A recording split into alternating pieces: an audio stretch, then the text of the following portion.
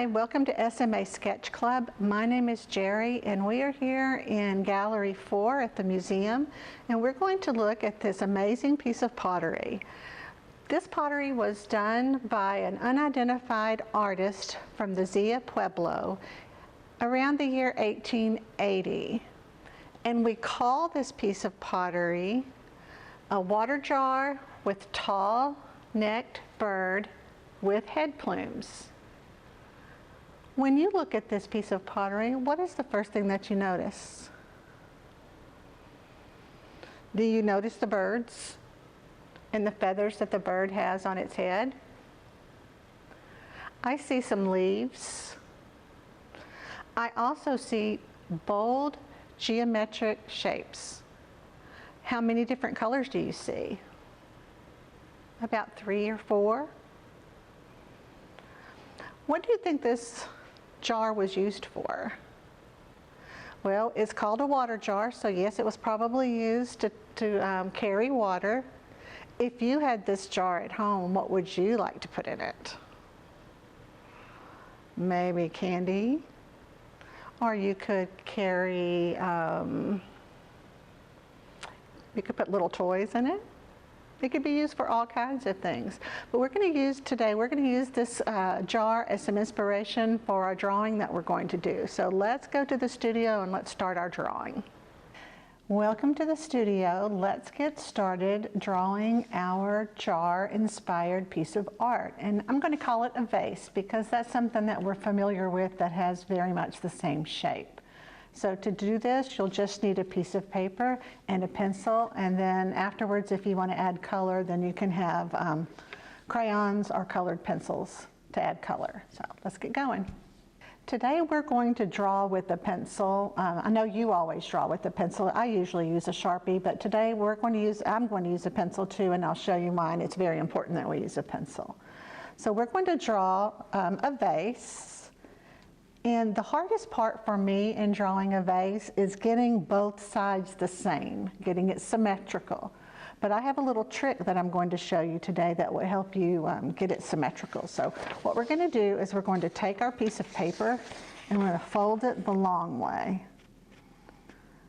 So I think we call that a hot dog fold. So we're going to fold it this way, and we're going to open it up. And we are just going to draw half of the vase on the right side. So follow along, and yours will probably be different than mine, and that's okay because there's lots of different kinds of vases. So the first thing I'm going to do is draw a little line that gently curves up like that. And I'm drawing pretty dark. I know a lot of times we'll say draw lightly, but this time we're drawing pretty dark. Then I'm going to come in a little bit. Then I'm going to come out. And then go back in like this. Now I want to make sure that line is dark, and there's a reason for that. So you might want to go back over it.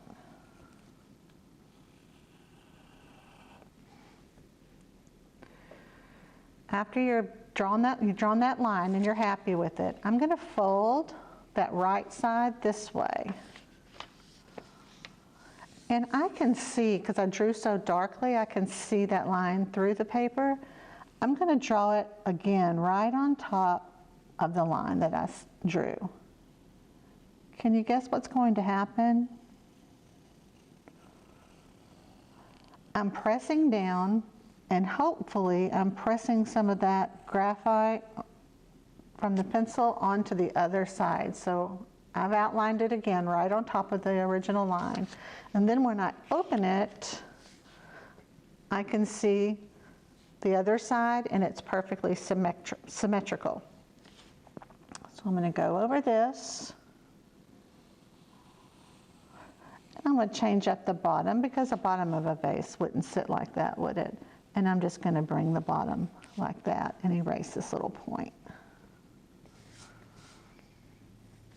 So now our vase is symmetrical. It's the same on both sides. It's a mirror image.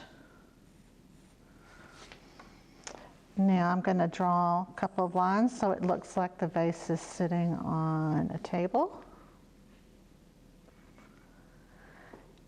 And I want to put some decorations on the vase. Now the one we looked at in the gallery had the birds on it, a lot of beautiful drawings, but we're just going to keep it really simple. And we're going to draw kind of a curved line that'll follow the curve of the vase at the top.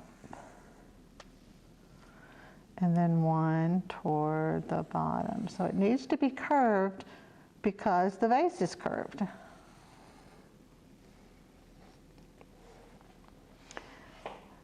If I had a vase like this at my house, I could put all kinds of things in it, but today we're going to put flowers in our vase. And we're just going to make up a flower to draw. So I'm going to show you how I draw flowers. You may have a different way to draw some flowers, and that's up to you. But what I'm going to do is I'm going to put 5 little circles. I'm going to put one here, one here, one here, one here, and one over here. Yours may be in different places, but an odd number is really pleasing to the eye more so than an even number. All right. The petals, I'm going to start doing the petals of the flower out from the center of the flower, and I'm just going to make a shape that kind of looks like a backwards number, or not a backwards, it looks like the number 3 sort of. Kind of like a really curvy 3. I'm going to put another really curvy 3 here. Another one here. And another one there.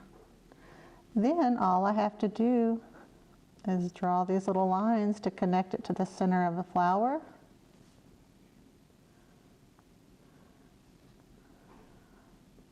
And there's my flower. Let's try it again. Let's try it over here.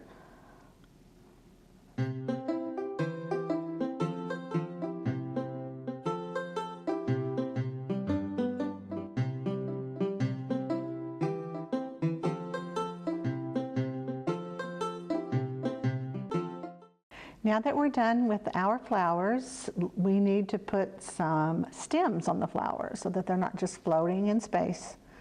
So I'm going to go just bring them down into the opening of the vase. Some parts of the stem may not show because they're behind flowers. What do I need to add now? What do we usually see on a flower stem? Sometimes we see leaves. So let's add a few leaves.